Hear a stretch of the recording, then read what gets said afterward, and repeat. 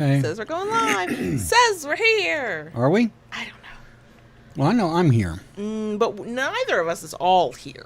Well, no, that's true. So maybe if you combine the two of us, we can count as one person's all here. I mean, I don't know if it's 50-50 split. No, I don't know. No, I don't know if I'm here until my existence is validated by others, but I will persevere as if I am. Enchanted Wings just Thank validated. you, Enchanted Wings. Okay, hello. Hi, Kayla Lords John Brownstone. of Loving BDSM, where we help kinksters like you have happy, healthy power exchange relationships. This is our weekly live stream. We'll record our podcast, the audio version of which hits all major podcast apps every Friday. We are here 6 minutes early. If you're here for the live stream and you don't like idle chit chat, you got a few minutes to go do something else. If you are here after the live stream, but before I put in timestamps, and you don't like idle chit chat, fast forward by about 6 minutes. Ta-da! I'm like maybe 50% here. I mean, I don't know if I can give that much.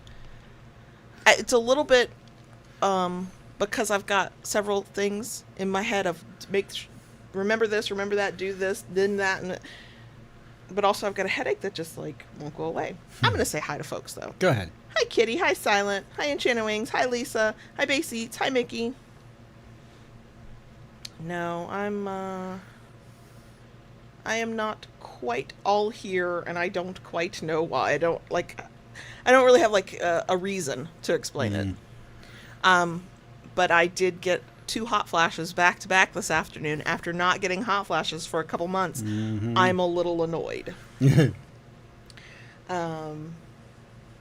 Every time I think, oh, maybe we found the blah, blah, blah, blah, blah. I don't know. No. Nope. I'm still, I think I'm still a little out of sorts from Monday. Yeah. Oh, we'll talk about that in the bonus section. JB had to go to jury duty. Whew. Yeah. I mean, is there really ever a time when you have to come face to face with the bureaucracy of any level of government that you're not, I mean, a little affected by it? It's so rarely just a smooth thing to go deal with bureaucracy. No, never. Never. No. What you got for the butt rub, though? Not a thing. I mean, all the things I want to talk about are things I need to tell everybody. I've got a list of announcements, and then there's the bonus section. Yeah. I don't know how much different it looks to y'all. To me, it looked different, but we are at a slightly different, not angle, but like a little closer than usual. So if you notice that was on purpose, because I said, hey, Daddy, I like how this looks. And he went, oh, fine, whatever. Which, not going to lie, that's how a lot of things get decided around here. One of us is really excited about it, and the other one's like, whatever, I don't care. Oh, my gosh.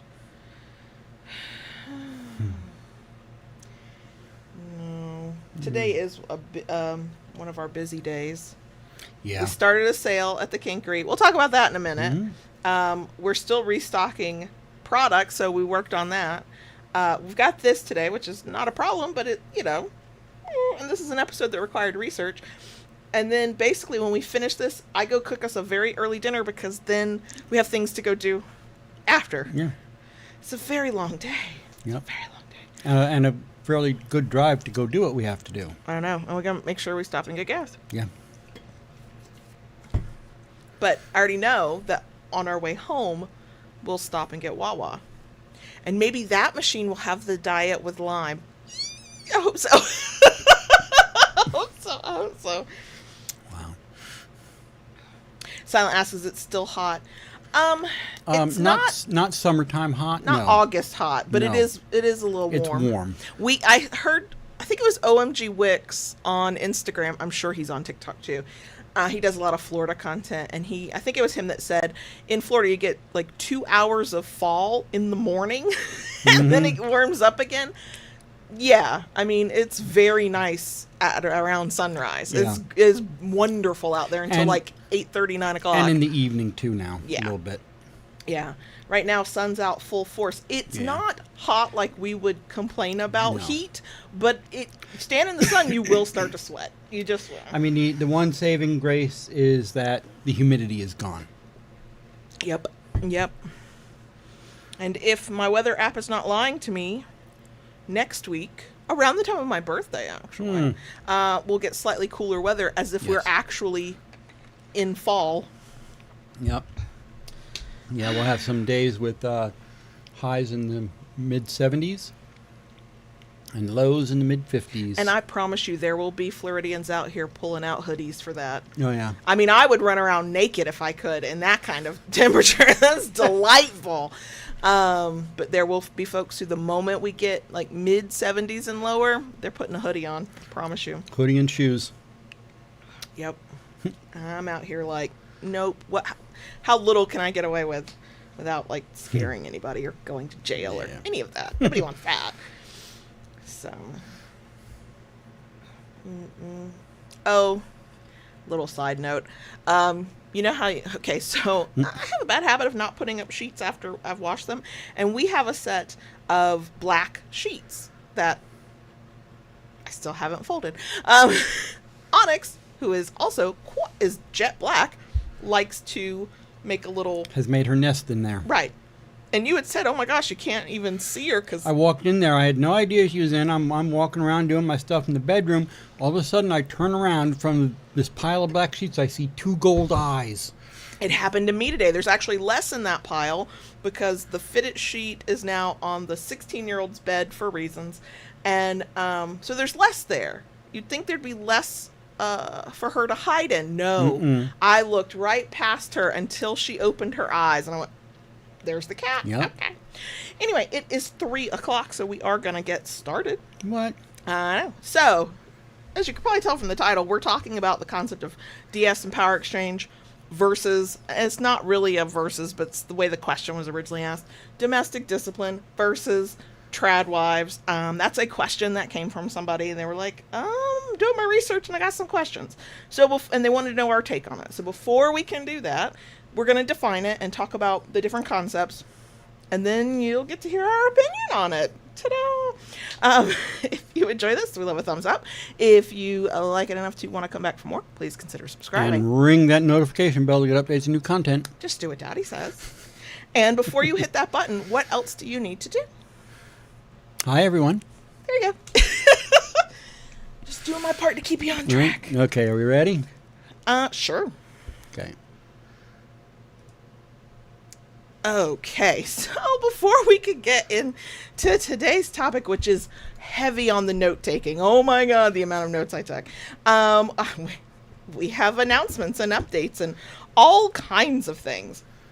The first is the Kinkery is having its 5th anniversary sale starting 5 years? the moment we're recording, the day of recording, October 22nd.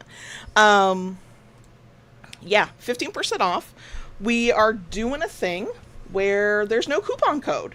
You literally just put everything in your cart. When you get to checkout, the discount will be there. 15% off everything. There's no exclusions except like gift cards, because they're gift cards. But yeah, we're still restocking, so if something's not there, hopefully we will have it out before the end of the sale. The sale runs through, I think it's Tuesday, because I don't know how days of the week work. But October 28th, which happens to be our wedding anniversary, which is why I love calling this the anniversary sale, because It's a double-versary. start to end, it's all about our anniversary. So, yeah, thekinkery.com. Just shop. You don't have to do anything special. You don't have to remember a coupon code. Just get your 15% off. Buy us out. That's a good day. When we run out of shit, it's stressful, but we're happy about it. The next one. Okay, I meant to talk about this at least a week ago, so I feel like I'm late now. I almost forgot to talk about it this week. We're trying something through our Patreon for the first time ever. Other people have done this before us. We love to be late to a party, okay? We currently have, for a short time only, a holiday tier in our Patreon, okay? It's $20. You only pay that once because that tier goes away after the month. Well, you only pay that once if you remember to switch your tier. I'm just saying. But it's only meant for 1 month. And when you sign up for that tier, it's called Holiday Crickets, because everybody through our Patreon is a proud cricket. If you know, you know.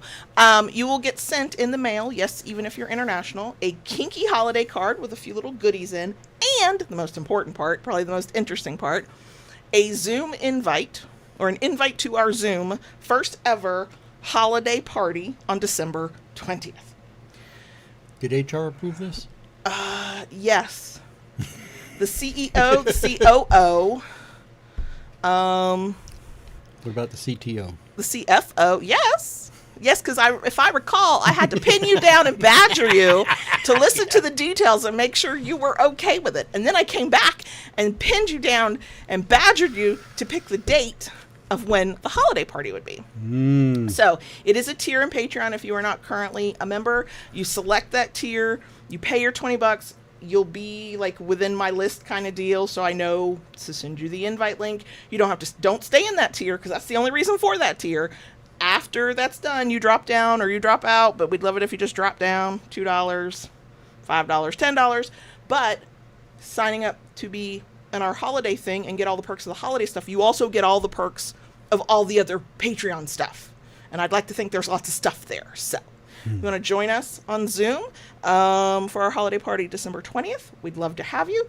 For my anxious folk, for my folk who are burnt out on Zoom, no, you don't have to have your camera on, and no, you don't even have to have your mic on. You don't have to talk to us. You could literally put us on in the background and do crafts and just keep us on there and like be there. It's the equivalent of sitting off in the corner just vibing by yourself, but being among the people. We're going to be chaotic because we've never done this before. And also it will be right before we take our holiday break at the end of the year. And So who knows what we'll be like? I mean, will we even be blinking at that point? I don't know. But yeah, we're going to try it. I've found the cutest and coolest, and I love them, kinky holiday cards. I cannot wait. I want to mail those out. The plan is to get those mailed out early December, which is why the cutoff to be part of this is November 15th. I will keep talking about it every week until it goes away for anybody who needs reminders. So yeah, we hope you can join us. Our first ever holiday thing. See how it goes. Okay, next, I told you there were lots of announcements. We need your questions for our Monday episodes. We will not have a Monday episode this week because we didn't get any questions. And actually, the question we got is this week's topic, because I was like, it was too big of a... It needs more than 10 to 15 minutes. So if you have a question that you'd like to get our take on, the link to send us that question is in the places. It'll come to us through email. And ta-da! It'll probably be featured in either a Q&A or one of these if it's big enough topic. I mean, clearly we're not afraid to do that. So yeah, there won't be a Monday episode, not because we forgot, not because we don't know how to do things, but just in a season of life that I'm like, you know what, if it's not there to do, I'm not gonna freak out and make it happen. I'm just gonna wait for what I need. Wow. I know. It just shows you how freaking tired I am. Last one before we get into this. Our trans affirming resource of the week is Trans Lifeline. Directly from their website, they say Trans Lifeline connects trans people to the community support and resources we need to survive and thrive. Oh my God, the sheer amount of information. And somehow this was like the fourth or fifth thing I ended up coming across in all of my research. I think if I had found it first, it's overwhelming. There's a lot of information on this site. But also I would have come across the things that I ended up finding in separate Google searches.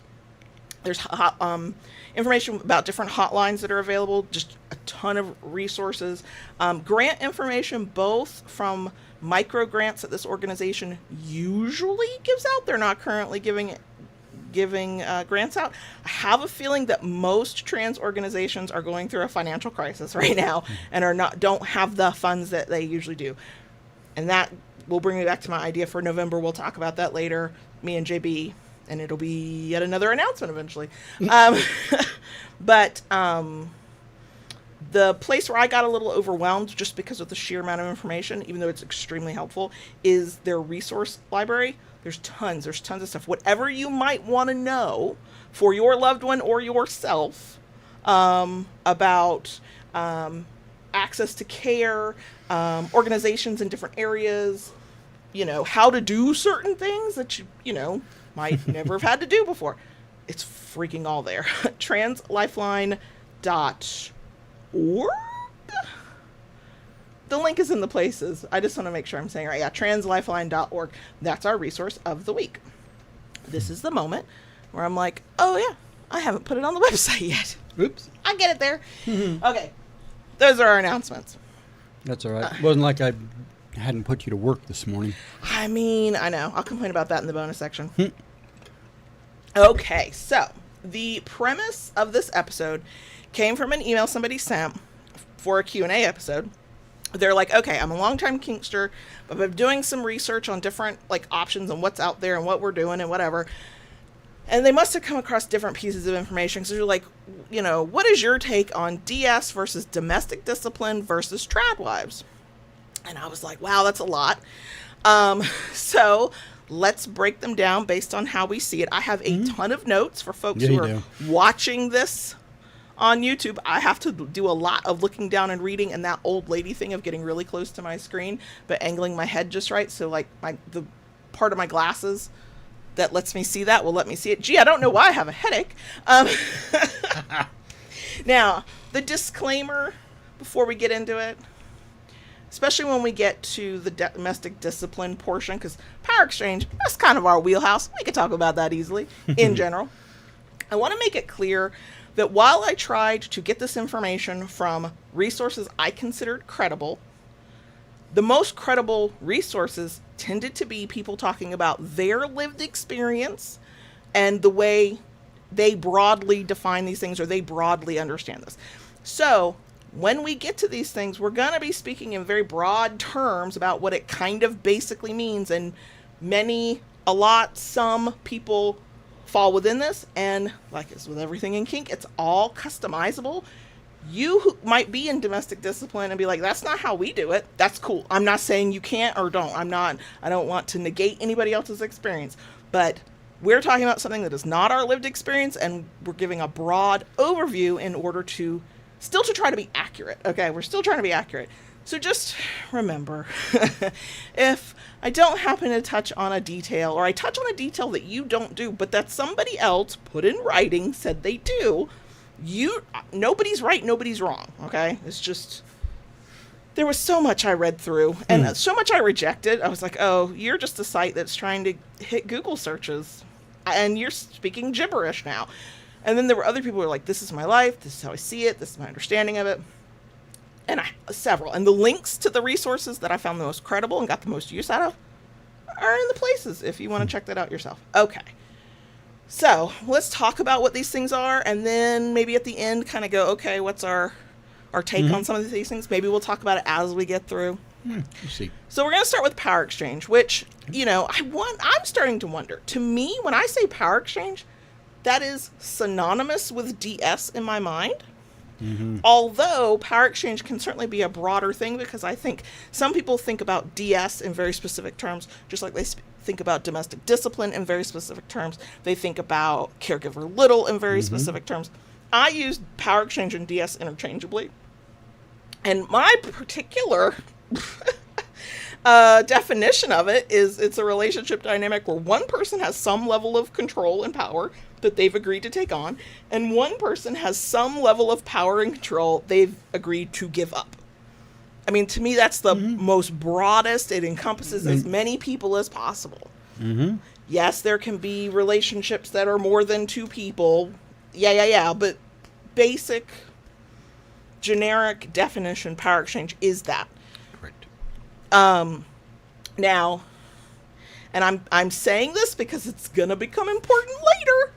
Power exchange is the DS of BDSM. Remember, it's bondage, discipline. Discipline will come up too when we get to domestic discipline. But bondage, discipline, domination, submission, sadism, masochism. All the letters have meanings. So ideally, your power exchange is supposed to, always is supposed to abide by the principles of, as safe as possible, as risk aware as possible, BDSM, consent, risk awareness and risk mitigation, negotiation. There's no expectation of how a dominant is supposed to be and who they're supposed to be and who and how a submissive is supposed to be, right? It's a back and forth. We always talk about it as the Venn diagram. Dominance diagram, submissive's diagram. Where's the overlap? That's what you base everything on. You can branch out later, but that's the basis of it, right? Would you agree with that? Okay. Correct. Now, I had not thought about it this way until we started researching for this episode, but now my mind can't let go of it. All of the different ways we think of, including the ways I can't even possibly fathom that people have set up their power exchange, to me it's all a subset. And I'm saying that for reasons that I bet you'll guess in a little bit. So yes, there's caregiver little, there's owner slave, there's brats doing brat things, whether their partner is a caregiver or not. There's folks who don't put labels on what their power exchange is. They might just say it's power exchange, might just say DS. You know, my brain at first wanted to go, oh, like, air quote this, typical DS. And I was like, well, what the fuck does that mean? Because every power exchange is unique to the people involved in it. Correct. So it's kind of hard to find fast and true, you know, subsets and labels for everything, because some people are going to take a little bit of this. We do. A little bit of this dynamic, a little bit of that dynamic, and you mush it all together and call it DS or power exchange or whatever you want to call it, whatever word you want to use for it. And another big one, though too many people forget this, power exchange has no requirement, I should say, to adhere to, air quote, traditional gender roles. Okay. Everything gets to be topsy-turvy. It is about the person and their needs and their wants and their desires and how they match up with the other person. I point this out because this will be important later. This will become very important later. So when I'm thinking about power exchange, that's how I'm looking at it. What say you? Where does your mind go? What would you add or? I mean, I don't think I'd add anything. You know, power exchange covers a very broad, very big spectrum. It's massive. Yeah. You know, and you know, there's a lot. There is a lot, and a lot. While I think that could be overwhelming, what I like about it is that it means every single individual and every single relationship gets to be unique from each other while still following some basic principles. And it's all valid, right? We sometimes will use terms that other people also use and will mean something different by them, which means that when you're talking about your dynamic, maybe with your local community or online, I think we should be prepared to be able to explain what the hell we mean when we use a term, because words do have meanings, but we still get to personalize that for ourselves. Right. So that I don't feel like we need to go too far into what is power exchange, what is the DS part, right? It's the next two that are the verses.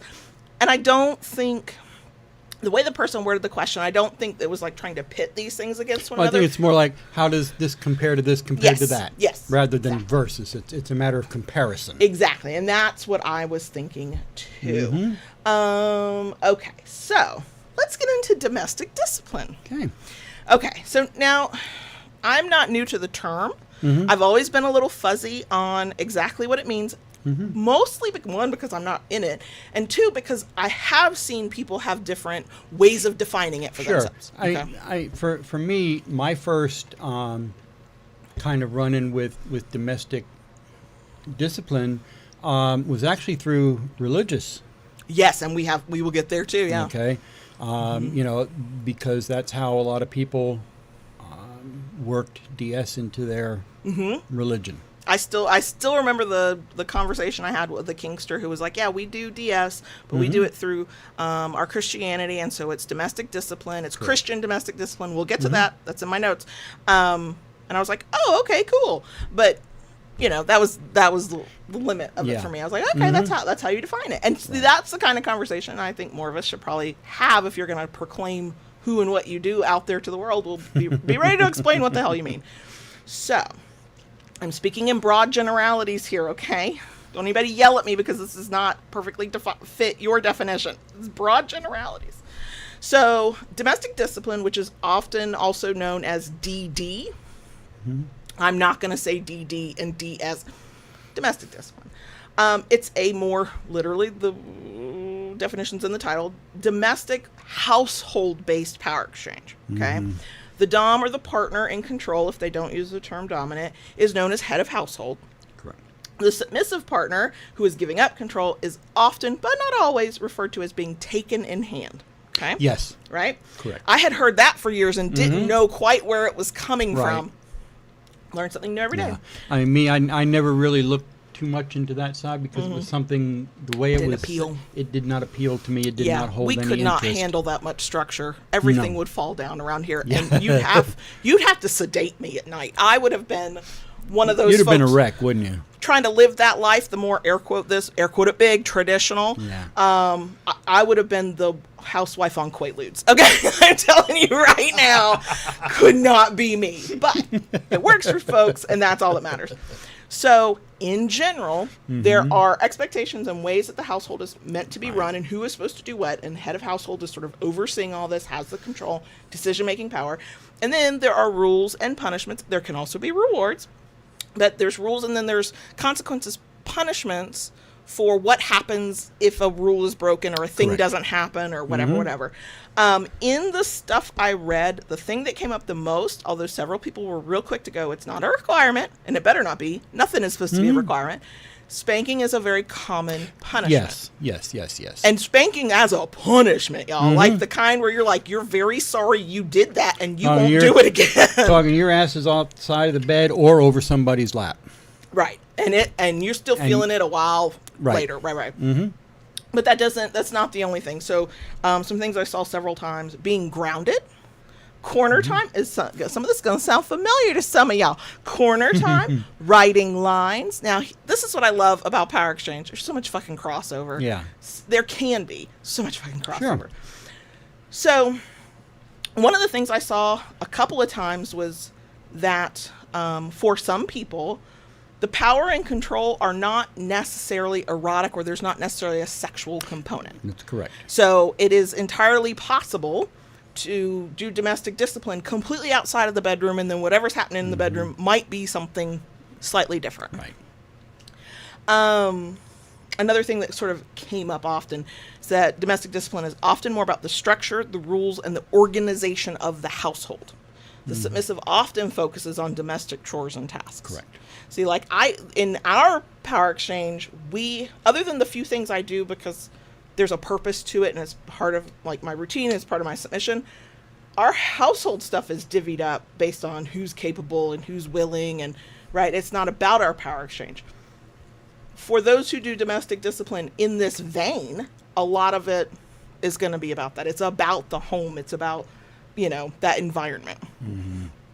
Okay, so here's a thing I really enjoyed seeing several times until I stopped seeing it several times, which were folks who were like, consent and negotiation are still required. Because the folks who were talking about this in this way, the way I have been describing it, tended to realize that this was power exchange on a certain level. Right. Now, there were a lot of people real quick to go, domestic discipline is not BDSM.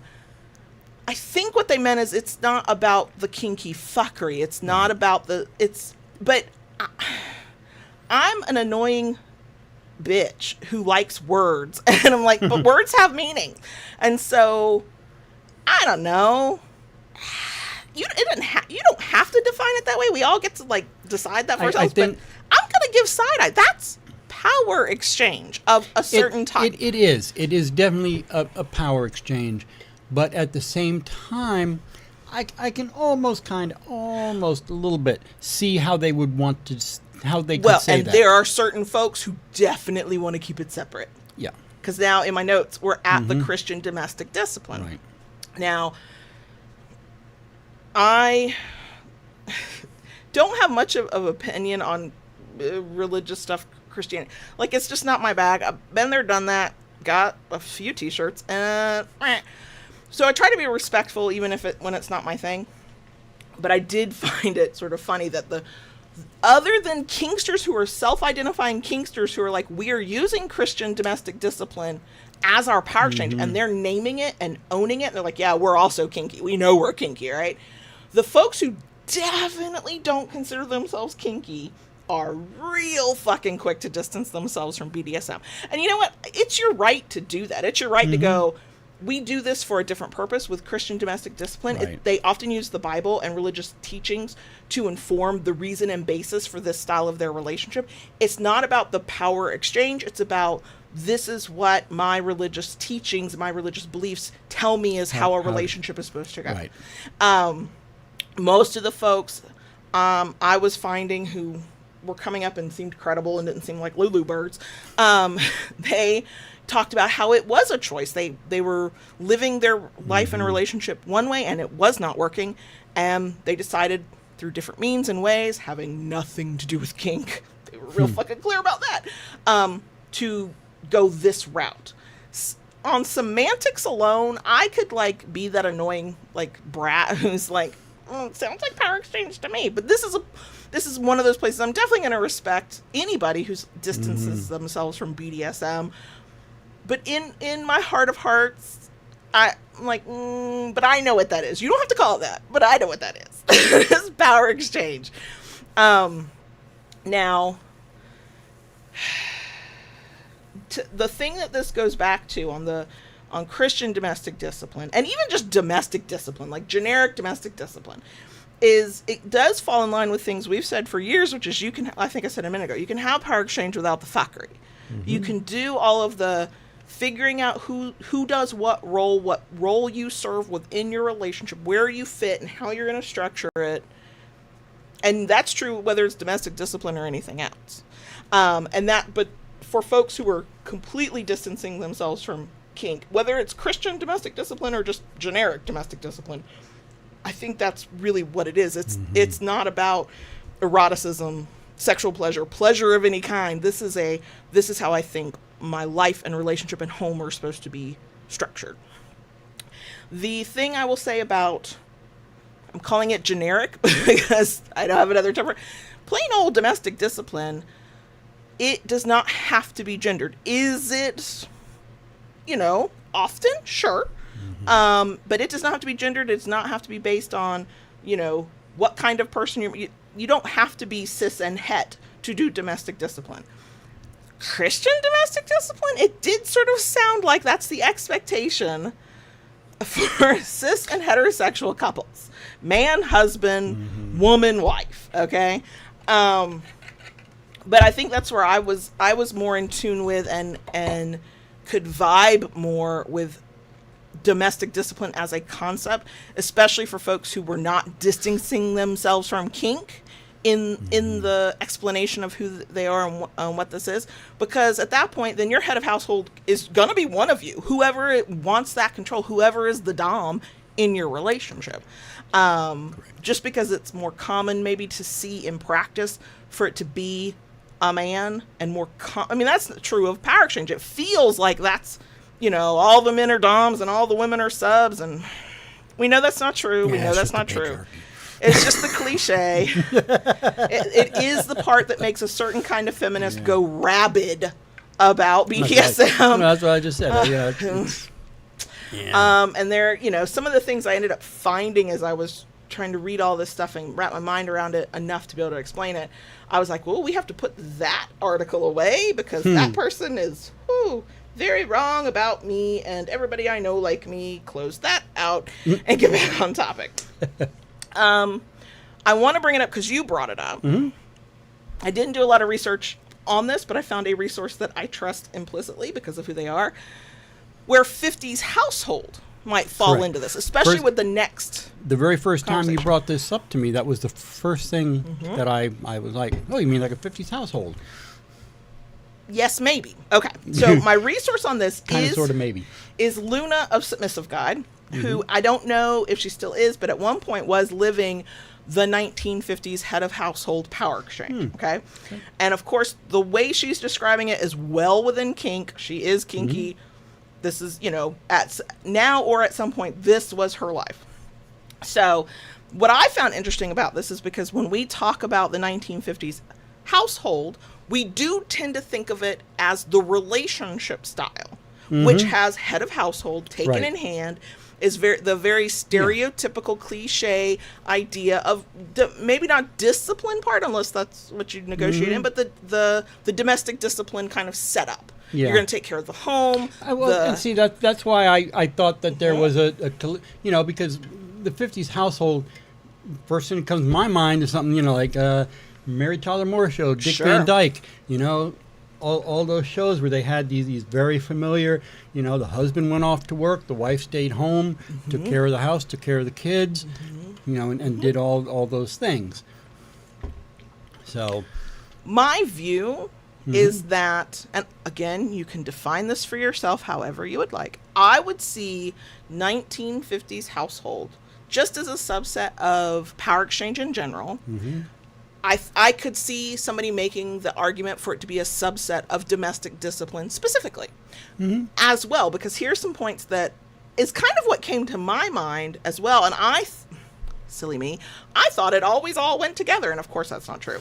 So Luna differentiates. There's the relationship style, which it sounds a lot like domestic discipline, but then there's folks who like the look of the 50s and the feeling of the 50s, the aesthetic, the way of dressing, the way of presenting yourself. Right. And I don't know why this comes as a surprise to me. We learn something new every fucking day, y'all. You can do the look, feel, aesthetic of your 1950s household and not necessarily follow along strict lines of a domestic discipline kind of 1950s household. So if we're going to talk about 1950s household within this realm of power exchange and domestic discipline and where it falls, we're talking about the relationship style, with or without the aesthetic.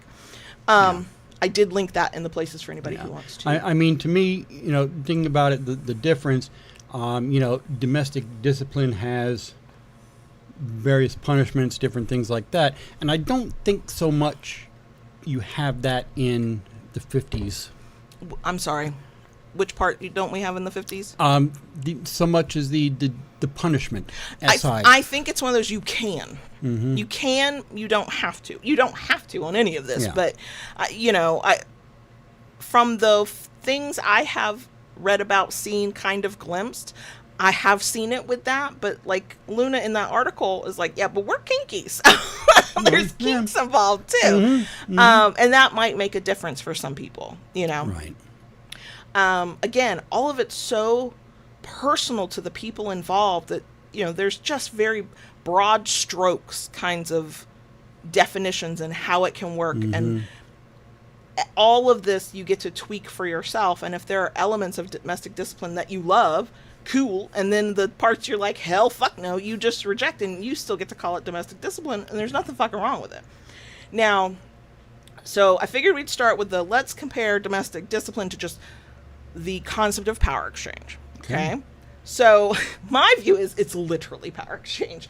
One person has control, one person doesn't. Now, if a person wants to, distance themselves from kink and BDSM and they are not in the lifestyle and they're not part of the community and they don't see it that way, I respect that. But if I'm going to tell you what words mean, I can say something as a power exchange and not automatically go, that's BDSM, even though for me it is always BDSM. I can respect that. I can say, I will call that power exchange, but I will also say you're not kinky. If you're telling me you're not kinky, you're not kinky. Could it be, because I saw somebody refer to this, but I only saw one person do, could domestic discipline be just a form of total power exchange? 24/7. If you are head of household and that you live in that household and y'all are in that household together and you are always head of household, except maybe outside of some very specific reasons why you might not be, and the submissive is taken in hand and is taking care of the whole home and all the housekeeping, homemaking, and whatever those duties entail, well, that's a 24/7 job. I've never seen that job end, whether it's kinky and power exchange or not. You're just living your life. So I think it's fair if people are like, no, I don't consider that total power exchange. But it would make sense to me if somebody just kind of said, yes, this is a form of total power exchange. Right. So then I also thought we can put it under one of just the subsets of general power exchange. It's a type of power exchange. Right. again, I think it's fine if somebody for themselves is like, no, that's not how I see it. I see it as this or that. Cool. It was our opinion that was asked for, and I'm just telling you that's how I see it. I put in my notes, even though I've already said it, so I'll just repeat myself. I know the definitions are deeply personal, because all of this is deeply personal to all of us. So there's no right or wrong way, as long as you are following the principles of consent and negotiation and, you know, your Venn diagram. And if it works for you and your partner and the life you're leading, you know, the thing that in my mind, after having read kinky domestic discipline folks, I'm going to say generic, non-kinky, vanilla domestic discipline folks, Christian domestic discipline folks, is that the kinky folks were quicker to talk about consent and negotiation and withdrawing consent. Whereas outside of kink, I don't know if the vanilla domestic discipline folks are negotiating and consent as a part of it, and they feel a partner feels like they can withdraw consent when they need to because they did not talk about it. And in Christian domestic discipline, that is separate from BDSM. The folks who are like, I disavow all BDSM. I saw people talking about how they chose this relationship style, but again, I never see people talking about. In what I found, I did not see people talking about, can I withdraw consent? And the biggest, baddest part, the majorest part of BDSM is you get to fucking withdraw your consent whenever the fuck you need to. Right. Consent is ongoing. Right. And so, you know, I don't have an opinion at all, because I don't give a fuck, of non-kinksters doing domestic discipline in whatever form the opinion I might have is for the individual who does not consent, who is unhappy, where it is an abusive relationship and this relationship style is being used to justify an abusive relationship. That happens in all relationship styles, including kink. You know, I worry about those individuals and where that happens, because those power imbalances are not necessarily negotiated. Nobody is thinking about, if this stops working for me, you know, I've been given permission by the entire fucking community that I can walk away from this, you know? So that's the only place I have an opinion about that personally. Because what people do in their life as grown-ass adults, that hopefully they have done their research, hopefully they have talked about it, hopefully it's as risk-aware as possible, whether you're kinky or not. Do you have a good life? I hope it works for you. Because I'm over here doing what the fuck works for me, so I'm not going to cast aspersions on somebody else, even if I'm thinking, I would never do it the way you're doing. But I think if I'm going to worry about anything, it is the folks that disavow BDSM so hard, because they're disavowing the kinky fuckery, but at the same time, based on how they're presenting it, they're also disavowing the constant communication and the ongoing consent. And that, I don't love that part. Now, we're going to talk about trad wives as it is depicted online in the not power exchange way. I'm already going to point that spoiler. It ain't fucking power exchange. Now, I saw somebody in live stream chat say something that confirmed a thing that I have been thinking about. Because I was like, oh, kinky folks have perverted trad wives already. There's no fucking way. There aren't kinky folks out there going, oh yeah, I'm a trad wife. Whether you are a wife, a woman, or whatever, it doesn't matter. Yeah. So that kind of trad wife, kinking up of trad wifery, I'm not talking about that at all. Okay? I'm talking about the thing that is most present online. And what's funny, the online part is what's new. The trad wife life is as old as time and religion itself. It ain't a new concept. It just got dressed up on social media. So that's the one we're talking about, okay? So, I have to put this dig in here every fucking time.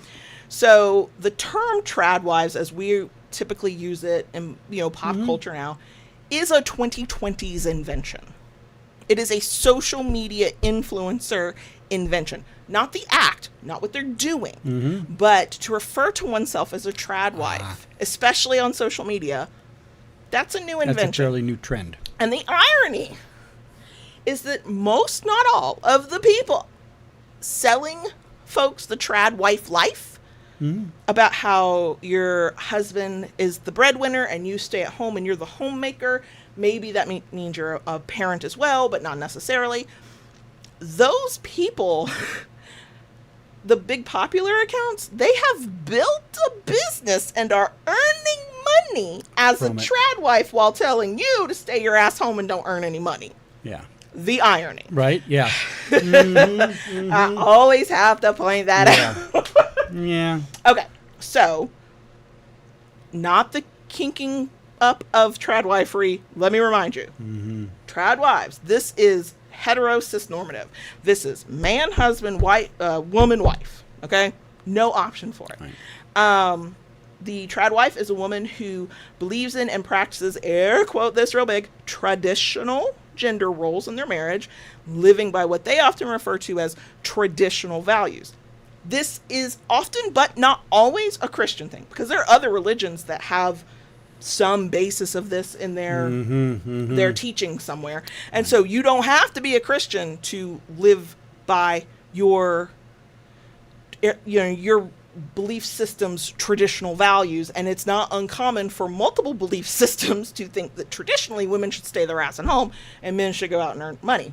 Now, let me just say, if that is something that people choose to do in their marriage and their life, and that's how they want to set their life, I don't give a fuck. I don't care at all.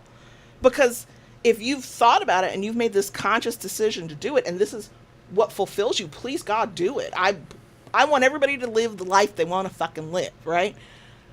But the way it gets sold is that's when I get cranky about it. So, they're the stay-at-home mom, homemaker. Their job is taking care of home and family. They're responsible for all domestic labor. You know, like women in memorial. We are trying, even in the year of our Lord 2025, to break that, you know. I see why people get testy about this, because for some people it feels like you're going backwards. To me, the way it's talked about online by people who investigate it, it's described as a response to, I think, fourth wave feminism is what I saw the other day. I didn't know we were in the fourth wave. I didn't know what wave we were in. Didn't realize there were waves. Oh, I knew there were waves. We're past the bra burning wave. That was like the 70s. And so it's this pushback by some folks who are like, well, I don't want to go out and be a career woman. I don't want to, quote, have it all. I don't want to do that. I want to stay at home. And lots of people online love to say that they're not feminist because they're trying to live these traditional values. And I'm like, yeah, but feminism is what gives you the fucking choice for it. You get to choose that, ideally. Or you can divorce that motherfucker and go build your own life that you love, that, you know, live your best fucking life. You get choices because of feminism. That is the fucking point. But whatever, that's not what we're talking about here today. So the thing to keep in mind, trad wives, as it is generically out there in the world, they're financially dependent on their husband. A lot of people who live this life think this is a woman's natural role. This is what they are born to do. So if it is your natural role and it is what you are born to do, then can you really consent to it, is my question. If you personally have looked at all your options and you've gone, that's the one that feeds my soul, that's my life, then I think yes, I mean, you can. It's a little loosey-goosey. I think there's a lot of nuance. Because, you know, surely, just like anything else, somebody can choose to live that type of life. Of course. Okay. Is it technically, you know, what we negotiate in the lifestyle? I highly doubt it. Not usually, no. Yeah. When it's set up and sold as an expectation, and for the folks who live this life because of their religious teachings, and I promise you, that's why the term might be new, but it's fucking old. I mean, this was not even that long ago, truly, for how long this thought process has existed. In the 80s and 90s, in the South, there were different, and it was all Christian, that's because all I knew were Christians. of the different Christian denominations, there were plenty of families that they lived their life this way because that was what their religion taught them. Right. And that, on one hand, that's fine. Like, if that's a person's choice to live their life like that, it's fine. But a lot of people are brought up in the church, told they're going to go to hell or lose their whole family if they decide to do something different. Yeah. If they do decide to do something different, they may be shunned by their entire community and even their family. And we're not even talking sexuality. We're not even talking about gender identity. We're talking about, I don't want to marry a dude and have 85 babies and just stay at home. I want to go do something else. That's what I want to do, right? Right. And that's where, as somebody who has witnessed folks who have sort of had to be the square peg trying to fit in the round hole of these kinds of expectations based on how they were raised, based on their family's belief system, that's where I'm like, it can be extremely harmful because it's not about who you are as a person.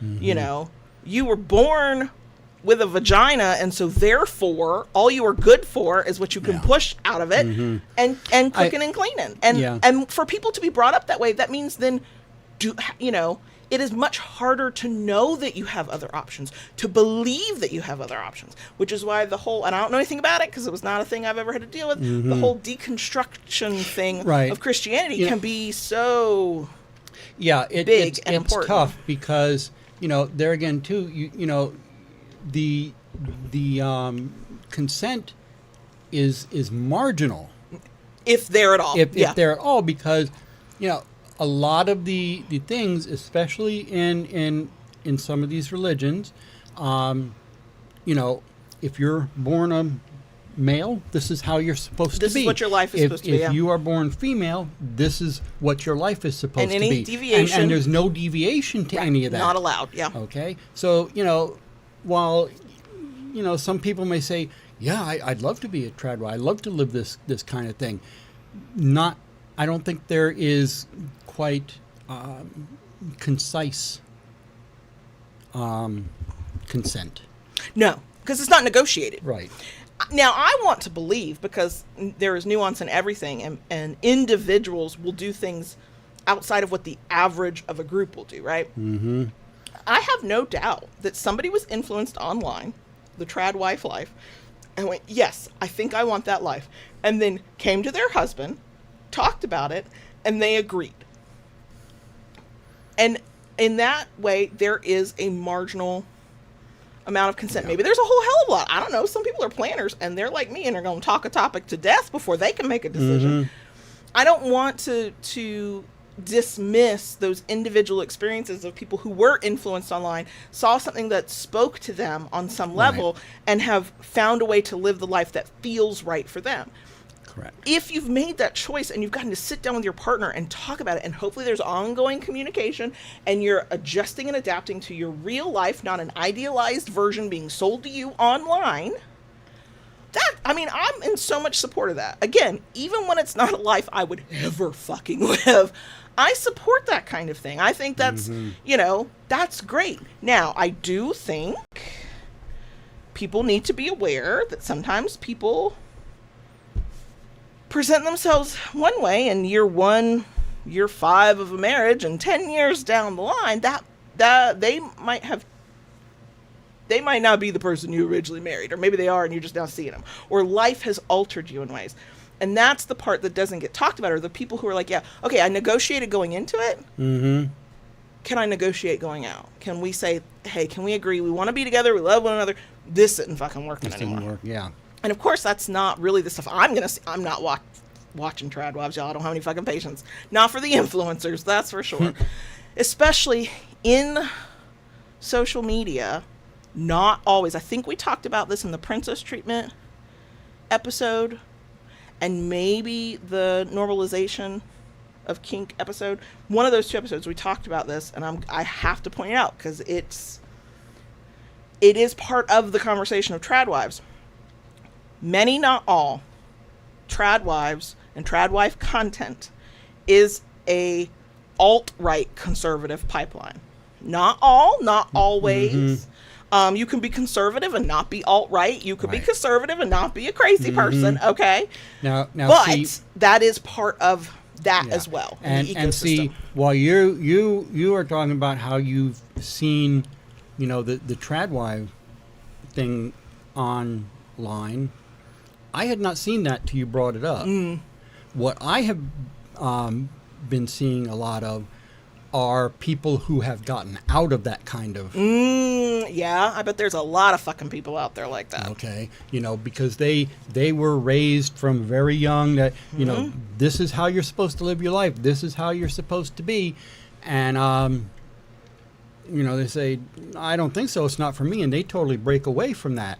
And you know what, I give those people a hell of a lot of credit, because they, in my eyes, those people are very strong. Those people are very brave. Absolutely. Because in most cases, they are then shunned by their family, lifetime, any lifetime friends, and it can be tough. That's a scary thing for people to do, to break away like that. So I give them a lot of credit for the ones who feel that they 100%. Yeah. 100%.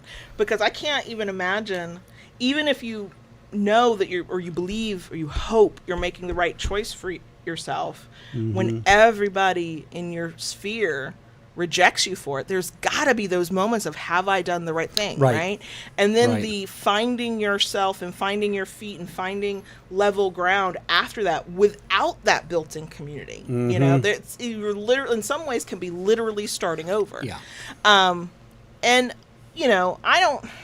I don't want to act all high and mighty that power exchange is automatically and always better than the tradwife situation or whatever, because it is entirely possible for somebody for different reasons and in different ways to pull themselves out of a kink community in the same way, or a kink life in the same way.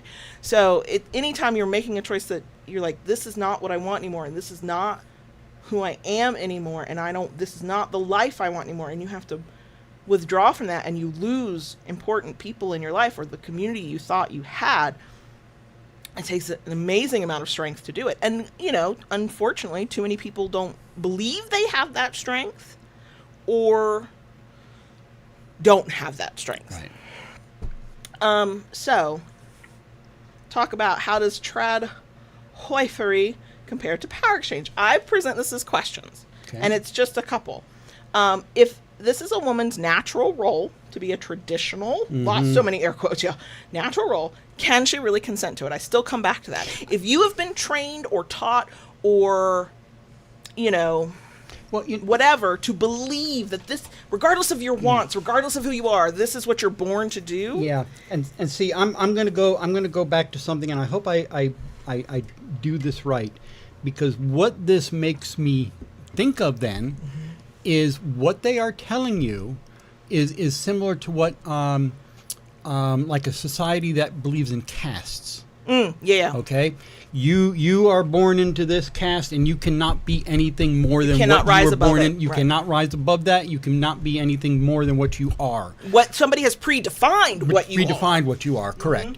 All right, and that, Right. I think, is where. And again, I say when I ask this is separate from the person who is living another life, learned about this, and is making this choice. That's a completely different conversation. I am specifically talking about the religious folks who are just inundated with this from the cradle. Yeah. And so think this is what life is supposed to be, even if that does not work for them.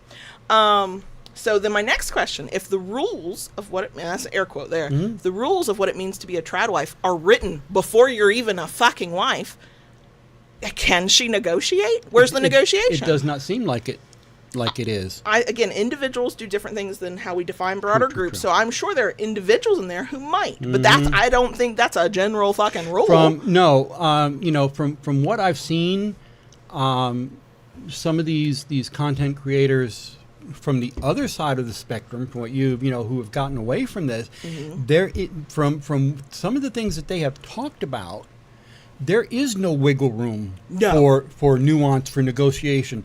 This is what it is. Right. This is how it's written, and this is how it's followed. Right. Exactly. It's biblical church leaders, something. It's coming from some place of somebody has written the rules for you. Right. So how can there be negotiation? And then, this is the big one. Can she withdraw her consent and ideally still be safe? Maybe still have the relationship if she even fucking wants it. Yeah. And let's not forget, men are pigeonholed into these roles as well. And there are plenty of men, that's not what's right for them. And that's not what they want. Right, now, is there more harm often to a woman in this position? Of course, because financial abuse is a thing. Yeah. Physical fucking abuse is a thing. But we are, this same system that is setting an expectation literally based on your genitalia does pigeonhole men about the same. They have more freedoms, but not necessarily the freedom to be who they genuinely are. And see, to me, because of that, with the trad wife, with the things that, a lot of it is predefined as how this is how it is, I think that also in the long run leaves the door open for more abuse. Absolutely. Absolutely. And there are so many reasons and whys and hows that it happens, and there is entitlement, there is the community you're in that's led you to believe that you are superior and you can do this. Like all these, like, abuse happens for so many fucking reasons. But the people who tend to be angry and lash out like that, they have been there's shit that's gone on, and there's also repression, and their anger gets directed at somebody who in no way deserves it. And it's like, well, maybe if more people could live their own authentic fucking lives, I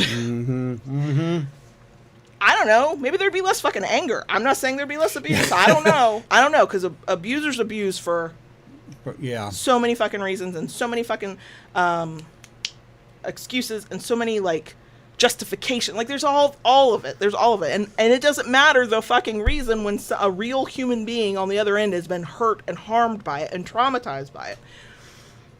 But the biggest downside is the trad wife who's living a life that is not for her, it does not suit her, is not her authentic self, and she can't get herself out of, on top of anything violent or traumatic that might be happening. But I can't completely minimize the fact that some of these men are also being forced and wedged into a role that, the sheer amount of men that we've seen, it's almost a stereotype now. Men that we've seen who, their public face is a very traditional masculine man, but man, when they get to be who the fuck they are on their goddamn knees and begging somebody to press their heel into their head. You know what I mean? It's like, what would the world look like if people could just to mostly be their authentic self? Right. And see, I ran into that as a kid, as a young adult, having been raised Catholic. All right, because even in Catholic, there are a lot of expectations on women, on men, and what they're supposed to do and how they're supposed to be. Absolutely, and there's a deconstruction from that as well. I mean, come on, y'all. There's a whole lot of religious play in kink, and there's a whole hell of a lot of kinksters that are used to be Catholic, used to be evangelical, something. I mean, it's almost like there's a pipeline. I've learned to reject this. I've walked away from this. Ooh, look, I found the black leather on my way out the door. I don't know. So the overall, my overall take, and I'm sure there's more to this, but this is my overall. Yeah. So I think, obviously, people in different relationships and relationship styles, there will be overlap between what we generically think of as power exchange and domestic discipline and a trad wife and what that life looks like. There's absolutely overlap of activities, right? Which I think is why people go, they hear about a trad wife and they're like, oh, well, that sounds like my form of power exchange. Isn't it just the same thing? No, because the underlying way you get into it, the underlying incentive for it, the underlying power structure is in no way the fucking same. Because, certain forms of these plays, even domestic discipline, which when entered into with some sort of negotiation and consent, I don't give a fuck what you do. There are gender expectations. There are sexual identity expectations. I love the fact that people break that and they twist that and they turn, they're like, no, I'm going to call myself a this. Or sure, I think the term was reverse 1950s household, but people who do 1950s household but head of house is not a straight cis man. It's somebody else, and they're still playing with the dynamics. I love the fact that that's what kink allows us to do. We twist and turn these things so they suit us instead of twisting and turning ourselves to suit a specific role that somebody has decided we're supposed to be in based on our not even our identity, literally based on how we were born. Well, I mean, even as a kid growing up, there were expectations of me as a boy, and my sisters, they had totally different expectations. Which that still happens even outside of religious households. There's still a gendered expectation. Not everybody, obviously, but plenty. I mean, my sisters were treated much differently than I was treated. I know. That's why, as we discussed in previous video, nobody from your family gets to speak at your funeral. Quite frankly, I'd prefer if they were all gone before you were. That's just personal preference. If you as maybe the person who asked this question or somebody else who's coming across these concepts and you see some of the similarities, right? I get where you can be like, oh, aren't they kind of sort of the same? Power exchange is a choice you make, right? And it is not about your genitalia, your gender, who you're willing to have sex with. It is nothing about that. Some of that might come up in it, but that's not what it's about. Domestic discipline gets to ride this kind of weird line in between power exchange, as we think of power exchange within BDSM, and then the folks who completely reject kink. And I know not everybody who does domestic discipline outside of kink does this, but I have a feeling it's more than zero who then neglect the consent and negotiation part, right? Those folks, now we're into something that, no, I don't want to call BDSM either, because that's not necessarily healthy for anybody. And then go down a degree and you're now in trad wives. Now we're talking about expectations not based on what you want. It's not a choice you got to make. Before somebody starts tapping away at a keyboard. Some people will make that choice, yes, but that is not the norm. It is not and if they're making that choice based on how they were raised and expectations set for them, are they really making the choice? If you think this is who you have to be because you're a woman, or you think this is who you have to be because you're a man, and it has nothing to do with, let me go out there and explore what my fucking options are, and let me do some deep thinking about who I am, let me go internal, let me decide for myself based on all of these things I could be, and it's just, well, that's what a man does, that's what a woman does. That to me is not a genuine choice. It can feel like a choice, it can sound like a choice. But the moment we've gone, well, that's just what men do. That's just what women do. And so I'm just going to do what a real man does this. A real woman, I hate that part of the internet. It is no different than a real dom and a real sub and the one true way. Every community has some level of that, and it's annoying in every fucking community because it takes away individual identity and who your authenticity and your truth and what is best for you and the life you're building within a relationship or not.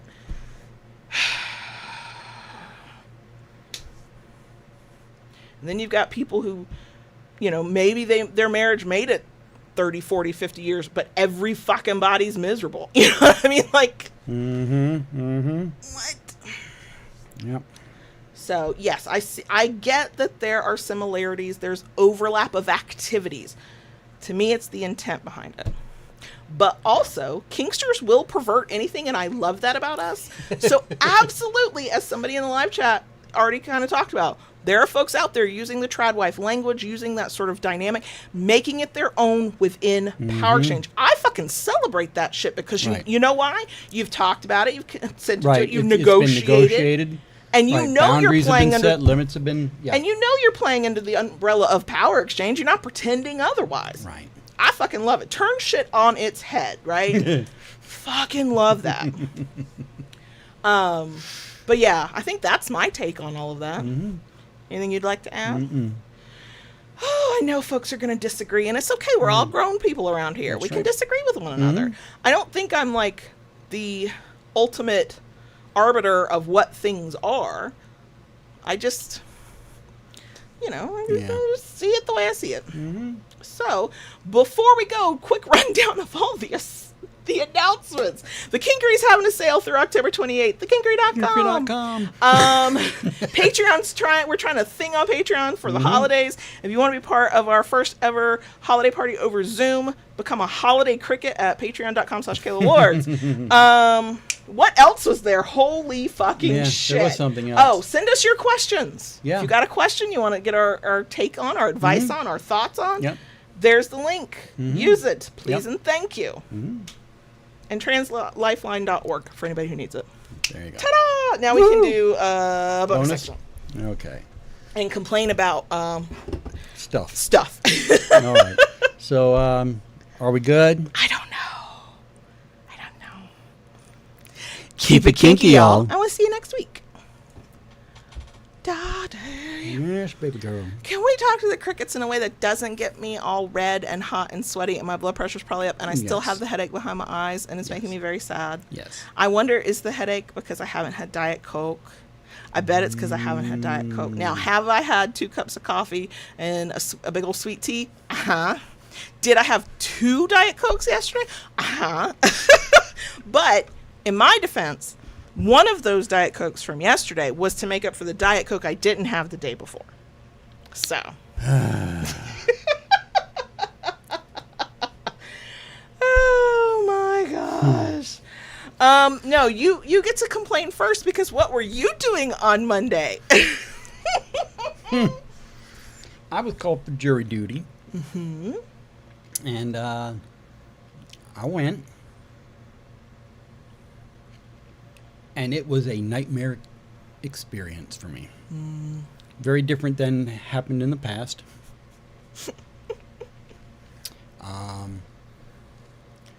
I did not fit any of the criteria to be automatically excused. And apparently, a back problem sitting in the most uncomfortable chair does not count. When the judge was doing the dismissals, he flat out said back problems are not dismissible. He goes, I have back problems. I sit here all day.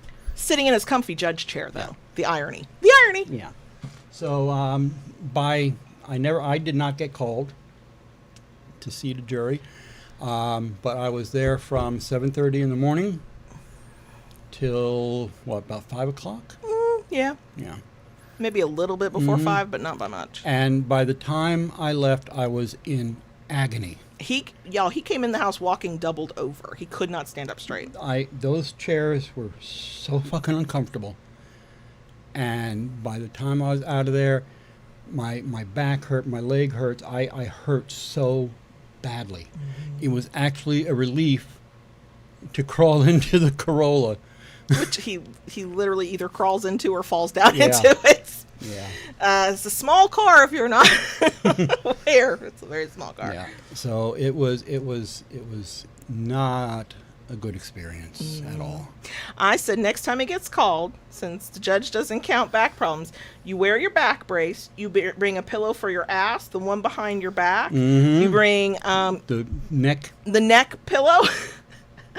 Don't forget your heating pad. Right. And be like, oh, if it's not a problem, okay, I'll just get set up here for you. I bet they send your ass home in a heartbeat. You come in with all that fucking equipment. Yeah. So it was not a good experience for me at all. Like I say, very, very different from anything I have had than I have done in the past.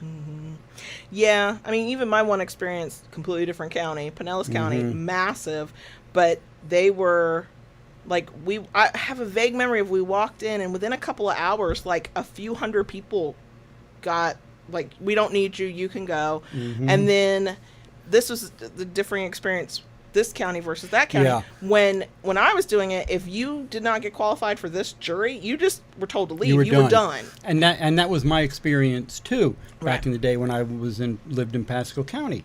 If you were not seated for a jury, or if you were called to sit a jury, and during the picking phase you were done. Right. You leave the building. You did your duty as serving for a jury, and you're done. Here, the way they do it, if you get called up, they were looking to seat a jury of 8, and 40 people were called. Mm-hmm.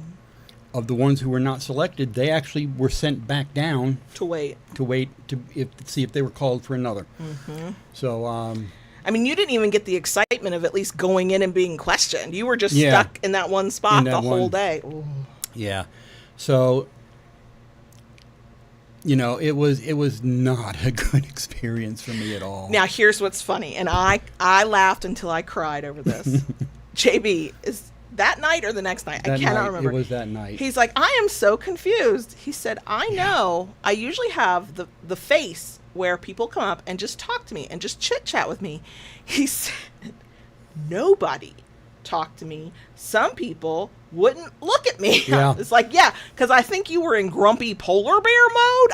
I'm positive. I didn't have to be there to know it. And then Grumpy by the time I was in pain the way I was, that wasn't helping anything either. I know the aura you were giving off. Nobody was coming to approach you. And I'm not sure how I feel about that.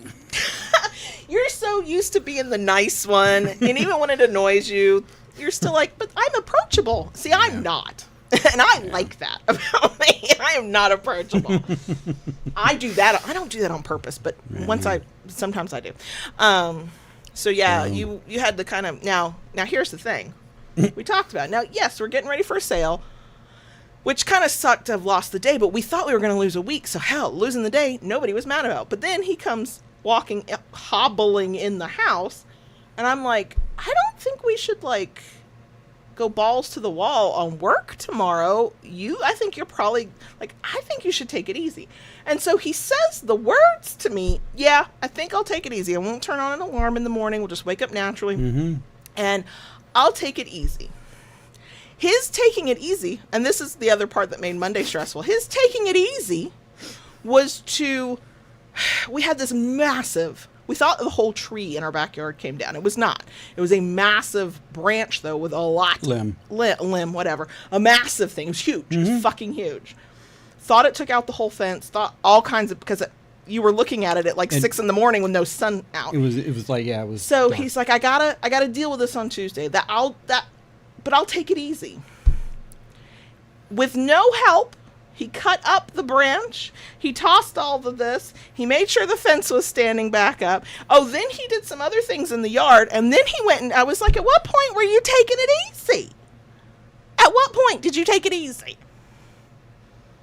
I took it easy all day. I stopped when I wanted to stop, sat down, drank my coffee, sat on my phone, then I got up and worked some more. And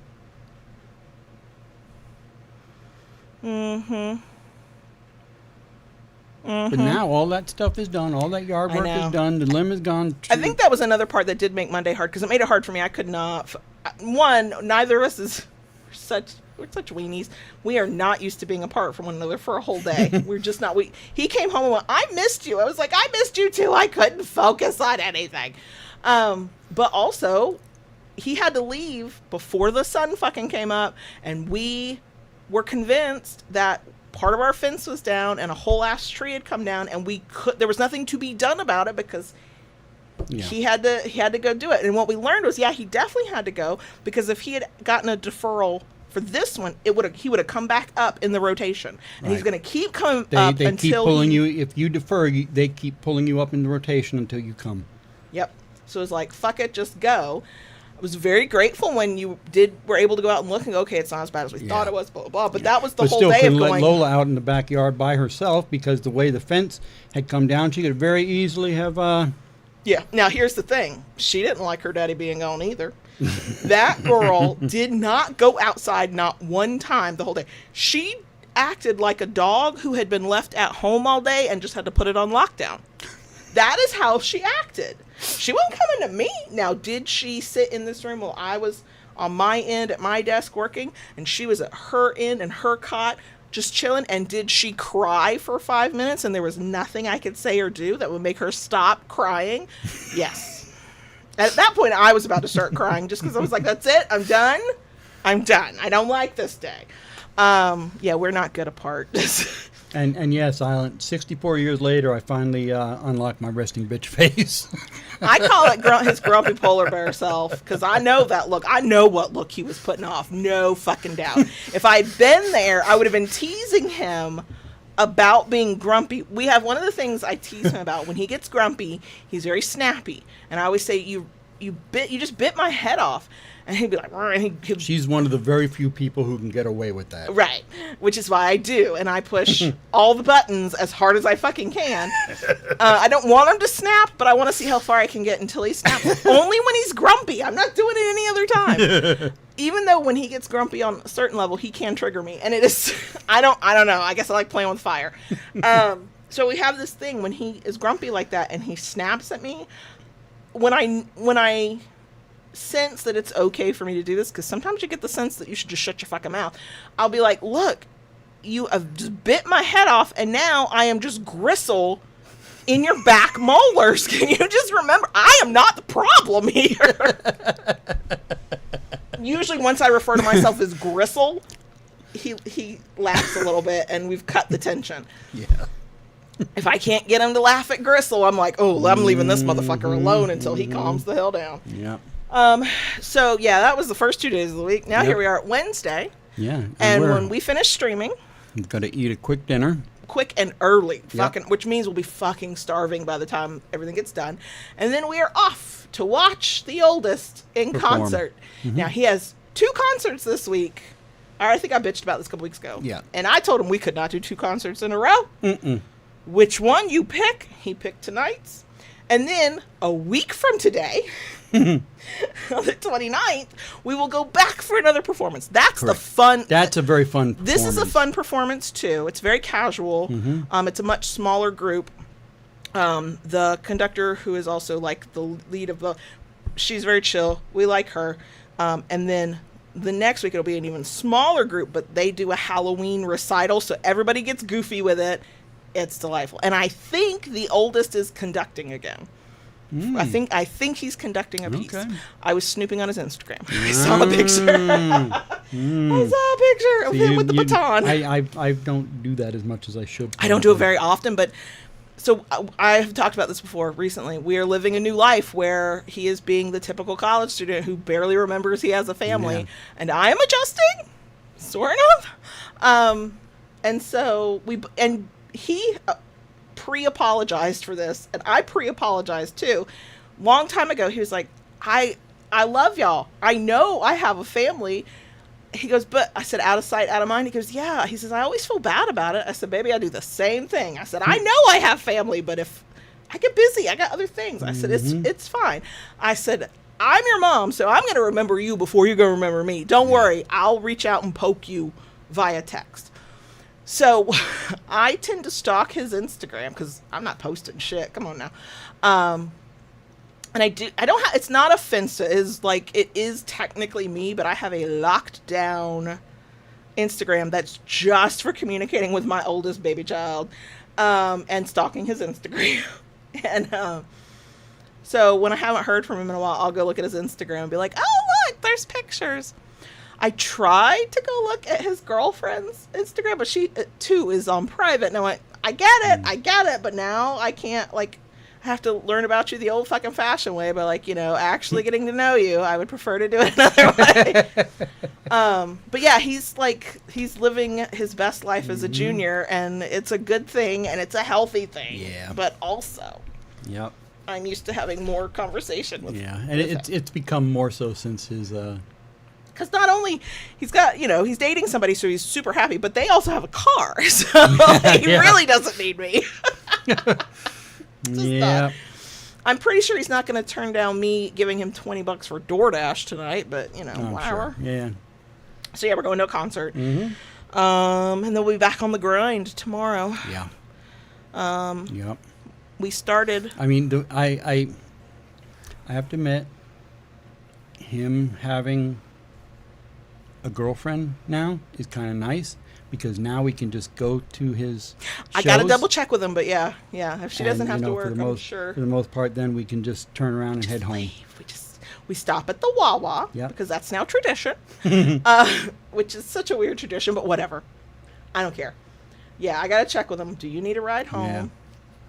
Because he shouldn't anyway. He's got his bike. It's Right. out of the shop. That's when he needed me, when his bike Yep. had an issue. So yeah, I am excited to see him because the last time I saw him was when I brought him his medication from the pharmacy. That's right. And that was been a Couple weeks now, no? 3 weeks. I don't even know how long. Yeah. First of all, you can't trust me. I don't know about time, or how it works. But yeah, he's gonna be so done with me because he'll be like, "Let me." Now I ask, I get consent, but I go, "Let me hug you," and then I don't let go. And I am not a small woman, and he is not a beefy, burly guy. So you're trapped by your mother's love. He may be tall, but skinny. Actually, I'm sure he's pretty strong because the instrument he has to carry around for marching band. Yeah. But thankfully, I've raised a child who will not wrestle me off of him. Because, by being a mother that doesn't have to be wrestled off of her child. Okay. Look, I've got one kid that is not offering hugs but will accept them, and then I got the other kid where for their birthday I was allowed to hug them, and I felt like I got a present. That's just a child that don't want to be touched, and I respect it. It's fine. But it's like, oh, this is the kid that'll let me squeeze them? Okay, come here. I need it. I don't want to hug everybody all the damn time, but I want to hug my baby. My mom will be here next week. Now, this is the first visit where it does not interfere with anything live stream wise. She arrives on a Thursday. She leaves on a Tuesday. Oh, wow. She arrives on my birthday. Happy birthday to me. Yeah. Which means my birthday dinner, my mother will probably treat everybody to dinner because that's what she always does the first day she arrives is she buys dinner for everybody. It's going to be my birthday dinner. Check that off our list. There you go. I'm a budgeting genius, clearly. You are. So, No. but yeah. All right. We probably should go. Oh, God, I know. I know. I'm hot and sweaty. I don't know if it's because I got my own blood pressure up or if I'm having another hot flash. I am warm, but not uncomfortably so. I'm pretty sure I should, I'm to a point where I feel like I should take another shower before I Goodness. go. Oh, goodness. Okay. All right. Perimenopause is great, y'all.